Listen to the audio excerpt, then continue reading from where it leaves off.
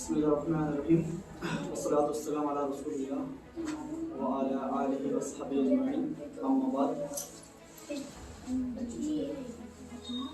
आज 26 जनवरी 2024 और Republic day है, जिसे हम गणतंत्र दिवस के नाम से जानते हैं। सबसे पहले आप सभी को इसकी मुबारकबाद पेश करते हैं और आप सभी का खैर मकदम है हमारे इंस्टीट्यूट में। ये हमारे पुली रोड का, जिसे कुर्सी रोड के नाम से हम जानते हैं, इसका पहला ये इंस्टीट्यूट है जो इसलिए खोला गया है ताकि लोग कुरान को समझें, उसकी लैंग्वेज को जानें और हर घर के अंदर कुरान की तालीम आम हो। ये हमारा मकसद है। हम लोग देख रहे हैं कि हम लोग दुनिया भर की चीज़ों में लगे हुए हैं और काफ़ी ज़िंदगी अपनी गुजार चुके हैं, लेकिन अभी तक कुरान को समझने की हम लोगों को तौफीक नहीं हुई, क्योंकि हमारे माशरे ने कभी इसकी हम लोग को तरगीब भी नहीं दिलाई। सब लोग ये कहते रहे कि आप खाली ऊपर से कुरान को पढ़ लें और उससे आपका काम हो जाएगा। हालांकि कुरान इसलिए नाज़िल नहीं हुआ था कि इसको ऊपर से पढ़ लें। इस फिक्र को लेकर हमारे फाउंडेशन मेंबर्स अब्दुल मुख्तार साहब और अहमद फराज साहब, हम लोग ने एक फिक्र पैदा की कि लोगों तक किस तरह से कुरान का पैगाम पहुंचाया जाए। हमारा मकसद है कि हर घर में कुरान की तालीम हो। आज जो हम लोग यहाँ पे प्रोग्राम कर रहे हैं, इसमें कई तरह के आपको प्रोग्राम नज़र आएंगे। जैसे कि कुछ बच्चे ऐसे होंगे जो इंग्लिश में स्पीच करेंगे और कुछ ऐसे होंगे जो उर्दू में बयान करेंगे और कुछ ऐसे भी होंगे जो अरबी में खुतबा देंगे। तीनों तरह के आप लोग मिलेंगे और ऐसी चीज़ें आज हमारे प्रोग्राम के अंदर से मिलेंगी जो बड़े बड़ों को भी उसके बारे में पता नहीं होता है, यानी उसूल हदीस तक भी आपको नॉलेज मिलेगी यहाँ से। और अरबी कन्वर्सेशन भी मिलेगी, अरबी खुतबा भी मिलेगा, इंग्लिश स्पीच भी मिलेगी और जो इल्म सीखना चाहिए उन सब के ऊपर इंशाल्लाह हमारे बच्चे ही उन सब चीज़ों को प्रेजेंट करेंगे। और एक हमारा पैगाम जाएगा लोगों तक कि हमारी दावत किस तरह से हम लोगों को एजुकेट करना है। हमारा मकसद सिर्फ ये नहीं है कि आपने खाली कुरान पढ़ लिया या आपको 5 वक्त की नमाज़ें पढ़नी आती हैं। असल मकसद ये है कि कुरान को पढ़ना, उसको समझना, अपनी ज़िंदगी में उतारना और उसके साथ साथ साइंस को भी जानना, मैथ को भी जानना, बाकी चीज़ों को भी जानना, क्योंकि दीन और दुनिया दोनों को साथ लेकर चलना ही हमारा मकसद होना चाहिए। अगर हम एक हाथ में कुरान को रखेंगे और दूसरे हाथ में हम साइंस को रखेंगे, तभी हम दुनिया में भी और आखिरत में भी कामयाब होंगे। फराज साहब को बुलाते हैं और वो आए, बच्चों को मोटिवेट करें और हमारे इस प्रोग्राम का मकसद से उन लोगों को आगाह करें। जैसा कि आपके सर ने आपको बताया, हमारे इंस्टीट्यूट का मकसद कुरान को आम करना, घर घर तक पहुंचाना, छोटे बड़े सभी को उनको कुरान को पढ़ना है, पढ़ के समझना है कि उसमें अल्लाह ताला हमसे क्या कह रहे हैं, किन बातों का करने का हुक्म दे रहे हैं और किन बातों से रोकने का हुक्म दे रहे हैं। ये तभी हमको पता चलेगा जब हम कुरान को तर्जुमे के साथ समझ कर पढ़ेंगे। उसके लिए अरबी ग्रामर आना बहुत ज़रूरी है, जिसके लिए इंस्टीट्यूट की बुनियाद रखी गई है कि हर एक को अरबी आए। अरबी ना आने से हम लोग खाली रफली कुरान पढ़ लेते हैं, जिसका हमें कोई भी तर्जुमा नहीं पता चलता है कि हमने क्या पढ़ा। तो ये हमारा बेसिक यहाँ का मकसद है कि हर एक बच्चा, बड़ा, बूढ़ा जो है कुरान को पढ़े, समझे और अपनी ज़िंदगी में उसको लागू करे। जैसा कि आपको पता ही है कि आज 26 जनवरी है, तो 26 जनवरी को हमारे देश का कानून बना था। ये कानून हर मुल्क का होता है, हर मुल्क अपना अपना कानून बनाते हैं। कानून बनने की वजह ये होती है कि हमारी आपस की रोज़मर्रा की जो ज़रूरतें हैं उनमें हम एक दूसरे से इख्तिलाफ ना करें। जैसे हम कहीं जॉब पे जा रहे हैं तो हम वहाँ कानून के दायरे में हैं, हम उससे लड़ नहीं सकते, हम किसी के साथ चोरी नहीं कर सकते, किसी के साथ फ्रॉड नहीं कर सकते। इन सब चीज़ों को सिस्टम से चलाने के लिए कानून की ज़रूरत पड़ती है। ये कानून गवर्नमेंट बनाती है, वो पूरे देश पे लागू करती है ताकि देश में शांति अमन बना रहे। इसके लिए हमारे जो नेता लोग हैं वो कानून को पास करते हैं, पास करके फिर वो पूरे देश पर लागू होता है। जिन नेताओं को हम वोट देके चुनते हैं वही जाके इस देश का कानून बनाते हैं। ये कानून को लागू करने के लिए पुलिस बनाई जाती है। आपने देखा ही होगा, देखा है ना सबने पुलिस को, जानते हैं सब जी। हाँ। तो ये पुलिस क्या करती है, कानून को लागू करवाती है। जैसे सरकार ने तो कोई कानून बना दिया, हम उसको ना माने, तब क्या होगा, जब हम नहीं मानेंगे तो फिर पुलिस आएगी, हमें पकड़ ले जाएगी, है ना। इसलिए फिर हमको क्या करते हैं कि हम किसी से लड़ाई नहीं करते हैं, झगड़ा नहीं करते हैं। इसीलिए तो नहीं करते हैं ना कि पुलिस आएगी पकड़ ले जाएगी जी। ये होता है देश में शांति बनाए रखने का मकसद, जिसको हम संविधान में पाते हैं। इस कानून को बने हुए करीब 75 साल हो गए। 75 साल होने के बाद भी कानून में चेंजिंग करनी पड़ती है, बदलाव करना पड़ता है।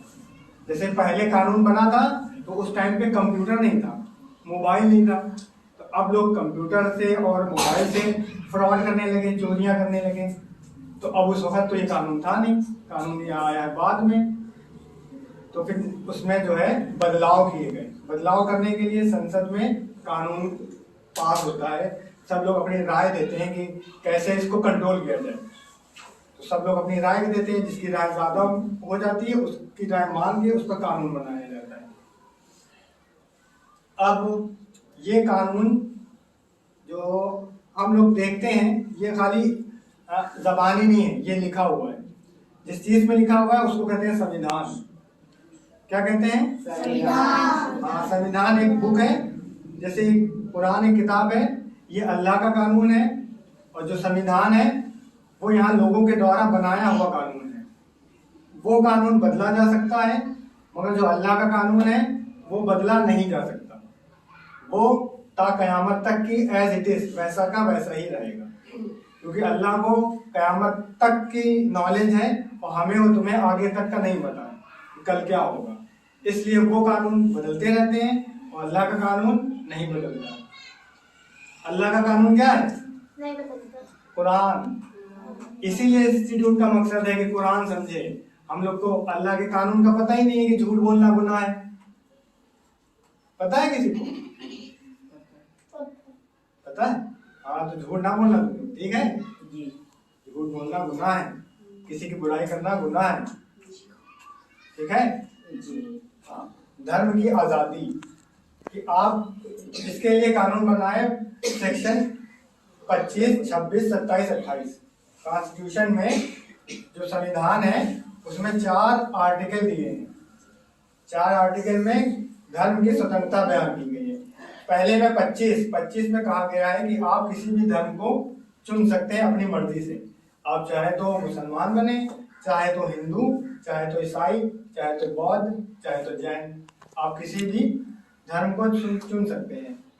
अब इस चुनने के बाद उसको मानना, उसकी जैसे ड्रेस पहनना, जैसे मान लिया आपने मुसलमान बन गए तो मुसलमान बनने के लिए आप दाढ़ी भी रख सकते हैं, टोपी भी पहन सकते हैं, कुर्ता पजामा पहन सकते हैं। इन सब चीज़ों की आपको स्वतंत्रता दी है कॉन्स्टिट्यूशन में, हमारे संविधान में, हमारे देश के कानून में। तीसरी चीज, अब आपने अपना धर्म कबूल कर लिया, चुन लिया, धारण में कर लिया। अब आपको प्रचार करना है, दूसरों को अपने धर्म में लाना है। इसके लिए आप आर्टिकल 27 में है कि आप किसी भी लोगों से अपना धर्म बता सकते हैं, उसको अपने धर्म की दावत दे सकते हैं, उसको अपने धर्म में ला सकते हैं। अब 28 आर्टिकल 28 जो है संविधान का, वो ये कहता है कि अगर आप अपने धर्म के लिए कोई स्कूल, कोई मदरसा खोलना चाहते हैं तो आप उसको खोल सकते हैं। उसके लिए सरकार आपसे कोई टैक्स नहीं लेगी, किसी भी तरह का कोई टैक्स यानी कि कर नहीं लेगी। या आपने मदरसा खोला है तो आप सरकार को आप इतने 1000 रुपए टैक्स दें, ऐसा कोई कानून सरकार धर्म के लिए नहीं लगाएगी। आप अपनी मस्जिद बना सकते हैं, अपने मदरसे बना सकते हैं, उनसे आप कोई कर नहीं ले सकते। और सरकार अपना जो टैक्स का पैसा है वो किसी धार्मिक स्थल पे नहीं लगाएगी। ऐसा वो आर्टिकल 28 में कहती है कि हम धर्म के लिए सरकारी पैसा इस्तेमाल नहीं करेंगे। जो टैक्स का पैसा है वो खाली वेलफेयर के लिए लगाएगी, जनता के कल्याण के लिए लगाएगी, उसके विकास के लिए लगाएगी, रोडें बनवाएगी, हमारे लिए खाने पीने का इंतजाम करेगी, इन सब चीज़ों में टैक्स का पैसा यूज करेगी। और आप जैसे उसमें हर बच्चा, हर बड़ा, हर बूढ़ा आ भी सकता है, अपने बच्चों का एडमिशन भी करा सकता है, उसमें किसी तरह की कोई पाबंदी नहीं होगी। ये हमारे संविधान में है। संविधान में धर्म की स्वतंत्रता के साथ साथ इसमें कुछ कानून ऐसे भी बनाए गए हैं जिन कानूनों के तहत आप किसी के अधिकार को नुकसान ना पहुंचाएं। जैसे मान लीजिए आप अपने धर्म का प्रचार कर रहे हैं, तो धर्म का प्रचार इस हैसियत से करेंगे, इस ध्यान में रखते हुए करेंगे कि अगले को नुकसान ना पहुंचे, अगले का कोई नुकसान ना करते हुए अपने धर्म का प्रचार कर सकते हैं। तो ये हो गई धार्मिक स्वतंत्रता जो हमारे संविधान में आर्टिकल 25, 26, 27, 28 इन 4 सेक्शन में लिखी हुई है। तो आप लोगों को समझ में आ रहा है बच्चों जी? कानून क्यों बना? कानून क्यों बना? सिस्टम से चलाने के लिए, ताकि देश में अमन शांति बनी रहे और लोग आराम से रह सकें। तो ठीक है, इसी के साथ हम अपनी बात को खत्म करते हैं और इस प्रोग्राम को आगे चलाने के लिए मोहसिन भाई अभी आएंगे आपके करते हैं। तो सबसे पहला प्रोग्राम, क्योंकि ये हमारा जो कॉन्स्टिट्यूशन डे एक तरह से कह सकते हैं, रिपब्लिक डे है जिस दिन कॉन्स्टिट्यूशन लागू हुआ, तो कॉन्स्टिट्यूशन से रिलेटेड सबसे पहले स्पीच के लिए मैं बुलाना चाहूँगा कि अनस बेग को वो आए और 26 जनवरी के पर इंग्लिश में स्पीच देंगे। Okay.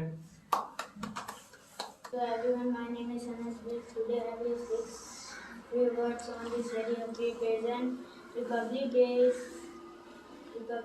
is a festival that we observe on every year.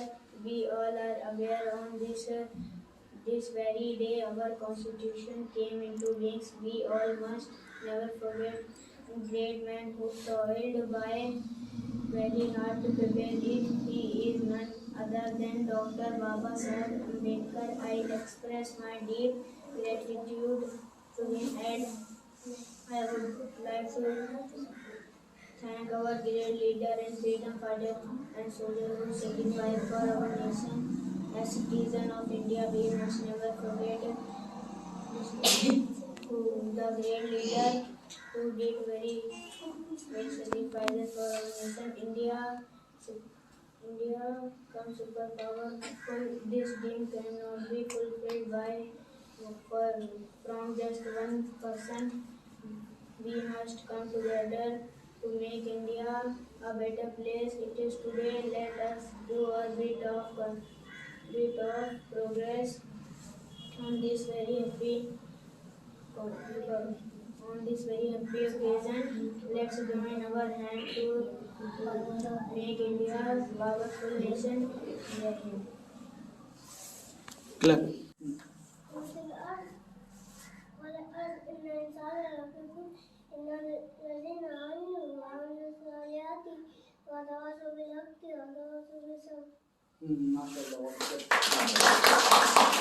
मैं चाहूंगा रेहान को वो वाला आंसर पढ़ेंगे और उसके साथ उसका तर्जुमा भी बताएंगे।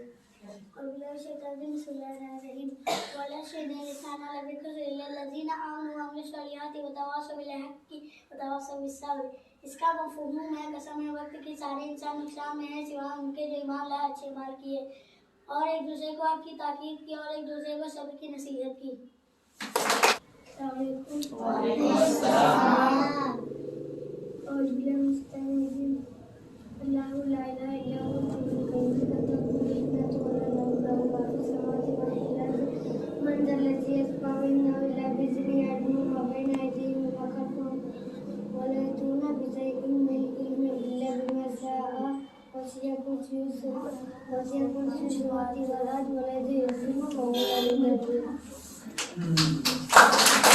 So now I would like to invite Mr. Tawhid to come on stage and give English lecture on 26th January.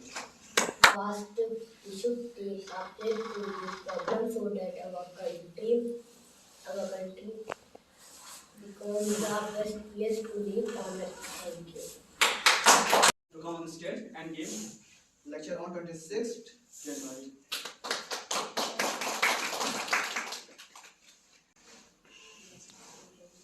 Very good afternoon. My name is Afifa, and today I am going to speak a few words about Republic Day. Today is very happy day as it is the occasion of Republic Day. We are living in a democratic and independent country.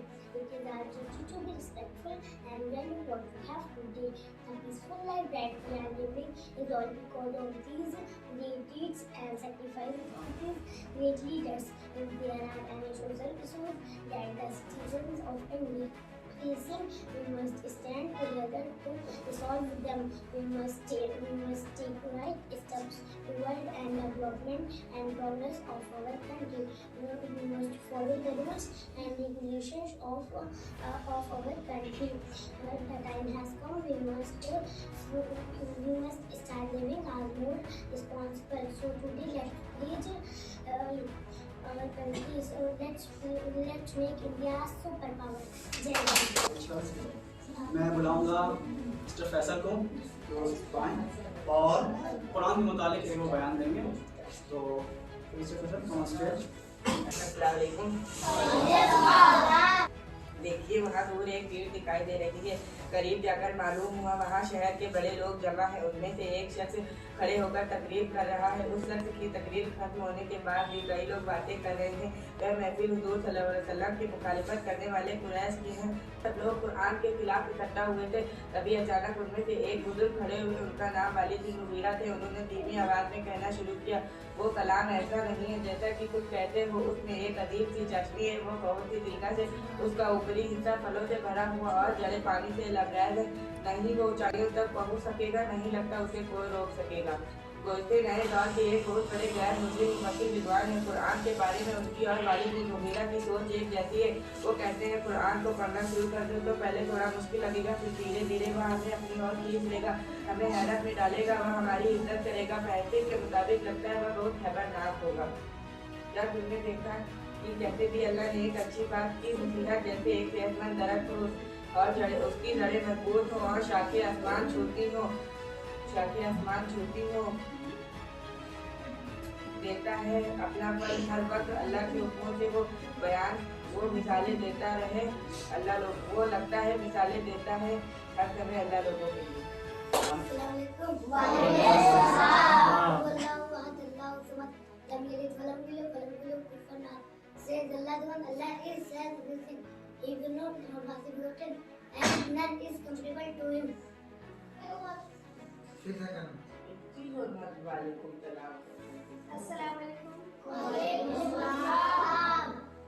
अल्हम्दुलिल्लाह अस्सलातु वस्सलाम अला रसूलिल्लाह। औज़ु बिल्लाहि मिनश शैतानिर रजीम। बिस्मिल्लाहिर्रहमानिर्रहीम।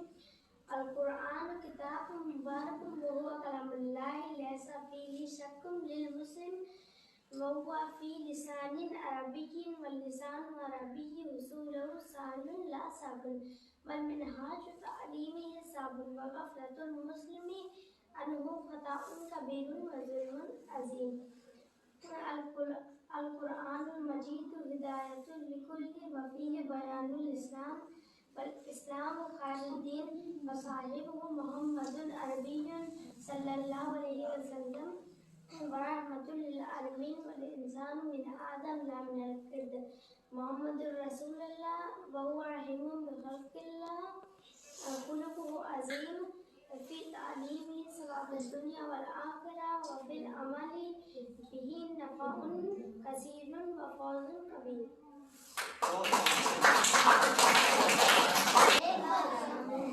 अल्लाह को भूलकर इंसान बहुत दूर तक नहीं जा सकता है। बार बार आने वाली परेशानियों से बचने के लिए उसी को पुकारना पड़ता है और उसी वक्त और उसी को उसकी पुकार सुनता भी है और उसे परेशानियों से बचाता भी है।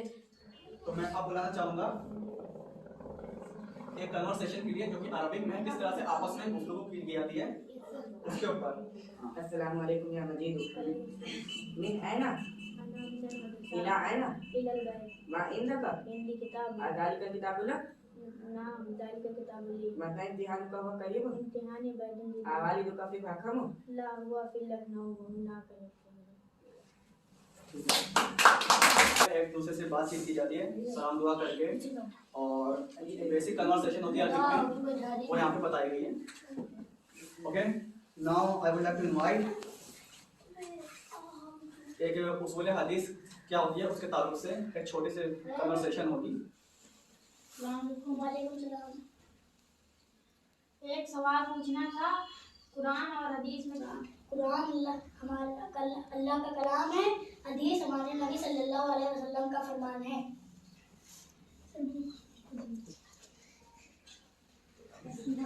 वालेकुम सलाम।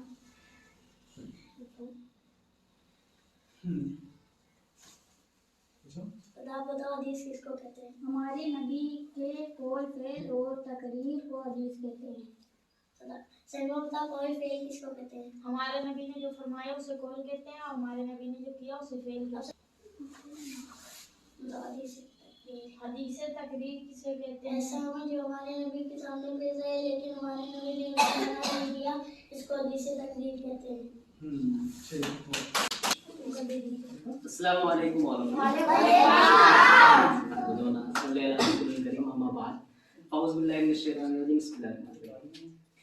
सब जैसा कि आप सबको मालूम है कि आज 26 जनवरी रिपब्लिक डे और हिंदी में इसको गणतंत्र दिवस कहते हैं। फराज भाई ने भी बताया था कि इसको आज एक दिन हमारा संविधान बना था, तो इसलिए इसको याद के तौर पे हर साल एक बार 26 जनवरी को मनाया जाता है। आज भी प्रोग्राम में मनाया गया। माशाल्लाह आप लोगों ने बहुत अच्छा किया, बहुत बढ़िया किया आप लोगों ने। ये देख के हमें बहुत खुशी हुई कि हमारे बच्चे कुछ ना कुछ नया नया सीख रहे हैं। इसमें आप भाइयों का और मोहसिन भाई लोग का बहुत बड़ा हाथ है। ये देख के मुझे बहुत अच्छा लगा कि जो चीज़ें हम लोग अपने टाइम पे नहीं सीख सके वो अब हम देख रहे हैं कि वो बच्चे आज कर रहे हैं। तो इसी तरह से हम कहना चाहेंगे कि हर बार इसी तरह से अच्छा करने की कोशिश करें और हर बार कुछ नया सीखने की कोशिश करें। और ये याद रखें हमेशा कि जब तक हम लोग कुछ सीखेंगे नहीं तो आगे कुछ नहीं कर पाएंगे, और जितना भी सीखेंगे उतना हमारे लिए बेहतरी है। और जैसा कि आप सब जानते ही हैं कि हमारे माशरे में बहुत सारी चीज़ें ऐसी हैं जो हमें कहीं ना कहीं कमज़ोर कर रही हैं। हमारे घरों में ऐसे हाल हैं कि हमारे छोटे छोटे बच्चे जो इस जनरेशन के हैं वो बहुत बुरे से बुरे दौर में जाते दिख रहे हैं। बहुत सारे ऐसे बच्चे हैं जो इन सब चीज़ों से बहुत दूर हैं। तो हम कोशिश यही करें कि आपके जो साथी हैं और भी अच्छे लोग हैं उनको लाएं साथ में और उनको बहुत सारी बातें अच्छी बताएं और इसी तरह कुछ करने का